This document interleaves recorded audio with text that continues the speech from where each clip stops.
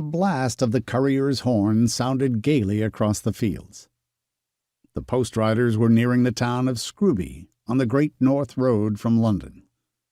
The dogs barked, and children ran out shouting. A few villagers hurried toward the big house called the Manor. All were eager to see the post-riders change horses in the manor courtyard. Young Will Bradford heard the noise and broke into a run. If he hurried now, he would be just in time to see the riders gallop in. As Will came panting into the courtyard, the stable boys led out the 2 fresh horses. The animals were saddled and all ready to be mounted by the post-riders, who were about to arrive. In a few moments, the horn sounded again.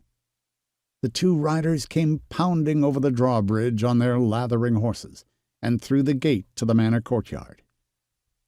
The post-rider, in his high boots and scarlet coat, leaped from his horse and quickly unstrapped the 2 leather mail-bags. At that moment, William Brewster, the postmaster of Scrooby, came down the stone steps of the manor to receive the mail. While Brewster entered the contents of the post-bags in his books of registry, the post-rider and his bugler were guzzling their dinner of cold mutton and beer. In 15 minutes they must be riding their fresh mounts north on the road toward York. Having finished the meal, they swung into the saddle and were off. The gay notes of the postman's horn faded sweetly into the distance. The village again settled back into the drowsy dullness of a long afternoon. Not so William Brewster, who, with his many duties, found little time for idleness. Brewster, as postmaster at Scrooby, was the great man of the countryside. He was steward of the manor, and collected the rents from the tenants of the wide domain of the Archbishop of York. He was the administrator of law and justice for the district. A man of learning, Brewster had attended Cambridge in his youth, where he had studied Greek and Latin.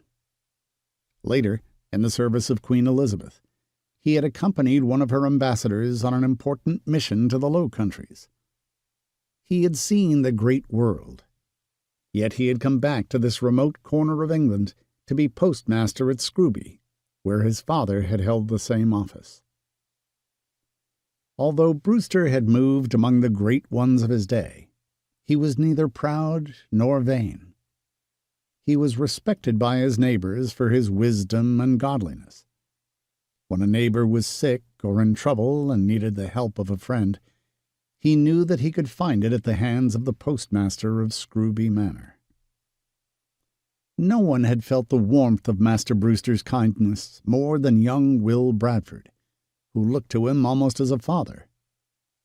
When the boy had been left an orphan and was long ill, Master Brewster had often traveled the 2 miles from Scrooby to Austerfield to visit him and bring presents.